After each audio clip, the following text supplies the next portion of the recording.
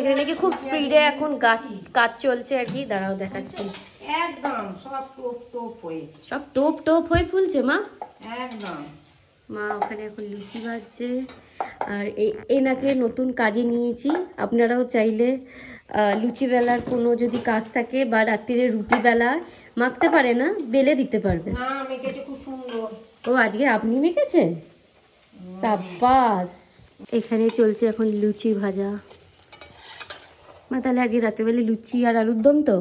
লুচি না, কচুরি আর আলুর দম। ও হ্যাঁ সরি, আমি লুচি লুচি কেন করছি, এটা তো অ্যাকচুয়ালি মটরশুঁটির কচুরি। এই লুচির মতো দেখতে, কিন্তু আমার পুরটা আর একটু বেশি হতো না। ও দাঁড়া তোমাদের আমি আলুর দমটা দেখিয়ে দিই। এই যে একদম লাল লাল করে আলুর দম আছে, তবে এটা কিন্তু নিরামিষ আলুর দম। মটরশুঁটির কচুরির সাথে কিন্তু নিরামিষ আলুর দমই বেশি ভালো লাগে। তো ওই জন্য আজকে রাতে, ওরে বাবরে বাব, সাইজটা কি হয়েছে, কি বড় হয়েছে ওই সাইজটা। ওনাকে নিতে পারেন, উনি খুব ভালো।